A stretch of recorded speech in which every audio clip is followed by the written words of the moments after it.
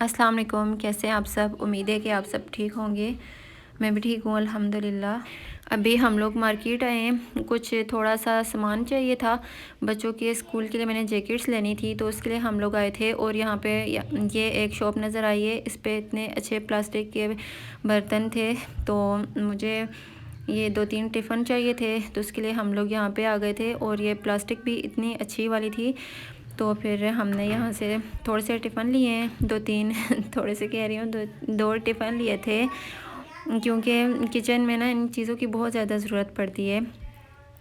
तो फिर हमने वो ले लिए थे। और अभी सुबह का टाइम है और यहाँ पे सिस्टर के पास आई थी मेकअप करवाने के लिए कोई, तो उनको इसने रेडी किया था। और अभी वो लोग गए तो सारा सामान उसी तरह से बिखरा पड़ा हुआ है।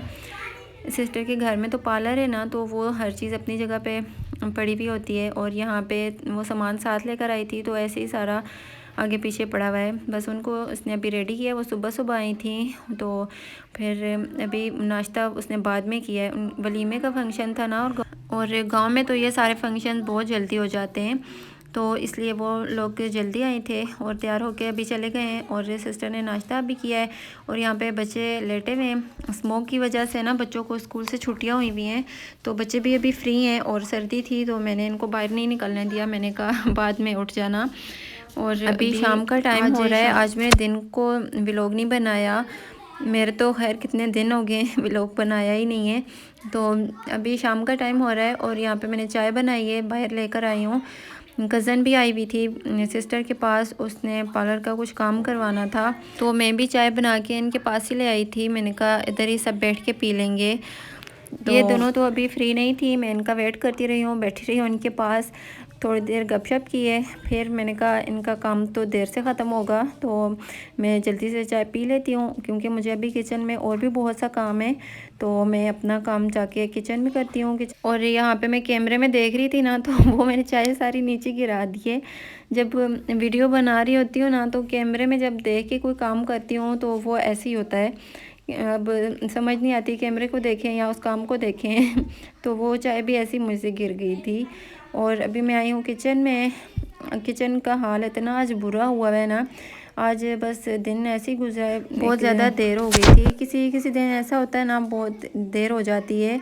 तो आज मुझे भी बहुत ज़्यादा देर हो गई थी और किचन अभी तक मैंने साफ़ भी नहीं किया। यहाँ पे सारे बर्तन उसी तरह से पड़े हुए हैं, कुछ और काम था तो वो करने लग गए थे, इसलिए किचन में कोई आया ही नहीं। और यहाँ पे खाने के भी बर्तन उसी तरह से पड़े हुए हैं। अभी चाय बनाई है, वो भी सारे बर्तन पड़े हुए हैं। तो मैंने कहा खाना बनाने से पहले ना बर्तन सारे समेट लूँ, किचन को थोड़ा बहुत साफ़ कर लेती हूँ, उसके बाद ही फिर खाना बना लूँगी। क्योंकि यहाँ पे तो पूरा शेल्फ बर्तनों से ही भरा हुआ था, तो ऐसे फिर काम करने को दिल नहीं करता ना, बुरा लगता है। फिर वो ध्यान उस काम में, कुकिंग में नहीं होता, फिर सारा ध्यान किचन की सफाई करने में होता है कि कब हमने इसको साफ़ करना है, कब धोना है। तो मैंने कहा सारे बर्तन वगैरह मैं एक जगह पे इकट्ठे कर लेती हूँ, रख देती हूँ, और इनको खाना बना के ना बाद में ही धो लूँगी। अभी यहाँ से मैं सारा सफाई कर रही हूँ। ये जो शीट है ना, इससे ये आसानी होती है कि फ़ौरन से साफ़ हो जाता है। बस ऐसे में इस कपड़े से इसको साफ़ कर लूँगी ना, तो ये अच्छे से साफ़ हो जाएगा। इस बर्तन में ना दूध पड़ा हुआ है, पहले तो फ्रिज में हम लोग रख देते थे, लेकिन अब बॉयल करके इसको किचन में ही रख देते हैं, ये ख़राब नहीं होता। अब मौसम काफ़ी चेंज हो गया है ना, थोड़ी सर्दी हो गई है, तो इस वजह से अब फ्रिज में नहीं रखते हैं, बाहर ही रखते हैं, किचन में ही। तो इसको मैंने इधर ही रख दिया। ये पहले मैंने बॉयल किया था, तो इसको भी मैंने रख दिया है। और बाकी इधर ही मैंने साफ़ करने वाला था, थोड़ा बहुत मैंने ऊपर ऊपर से साफ़ कर लिया है, बाकी सारा मैं थोड़ी देर बाद करूँगी। और आज बारिश भी हो रही है बाहर, तो जब बारिश होती है ना, फ़ौरन से लाइट चली जाती है, तो इसलिए मैंने कहा पहले खाना बना लूँ, जो ज़रूरी काम है पहले वो कर लूँ, फिर अंधेरे में वो भी मुश्किल हो जाता है। पहले हमारा सोलर था ना, तो वो अब ख़राब हो गया है, उसकी बैटरी ख़राब हो गई है, तो लाइट चली जाए फिर काफ़ी मुश्किल होती है। और ये बर्तन सारे यहाँ पे मैंने इकट्ठे करके रखे हैं, इतने ज़्यादा बर्तन हैं ढेर लगा हुआ है। आज दिन को भी नहीं धोए थे ना, तो इसलिए सारे बर्तन इकट्ठे हुए हैं। और यहाँ पे मैं आज आलू बनाऊंगी, तो इसलिए मैंने आलू इस तरह से काट लिए हैं।